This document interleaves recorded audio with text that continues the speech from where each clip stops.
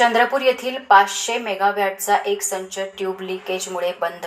महानिर्मितीच्या कोराडी औष्णिक विद्युत प्रकल्पातील एक वीज निर्मिती संच नुकताच बंद पडला होता.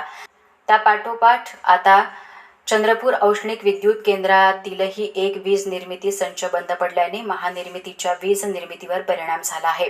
राज्यात अवकाळी पावसामुळे तुर्तास विजेची मागणी कमी आहे, परंतु अधूनमधून विजेची मागणी अचानक वाढते. त्यामुळे गरजेनुसार वीज निर्मिती वाढवण्याचे आवाहन वीज कंपन्यांवर असते. त्यातच महानिर्मितीच्या कोराडी औष्णिक विद्युत प्रकल्पातील 660 मेगावॉटचा वीज निर्मिती संच क्रमांक 8 हा बॉयलर ट्यूब लिकेजमुळे 14 मे रोजी बंद पडला होता. हा संच अद्यापही सुरू झालेला नाही. दरम्यान 17 मेच्या रात्री चंद्रपूर औष्णिक विद्युत केंद्रातील 500 मेगावॉटचा संच क्रमांक 6 बॉयलर ट्यूब लिकेजमुळे बंद पडलाय. भर उन्हाळ्यात महानिर्मितीचे 2 महत्त्वाचे वीज निर्मिती संच बंद पडल्याने कंपनीच्या वीज निर्मितीवर परिणाम झाला आहे.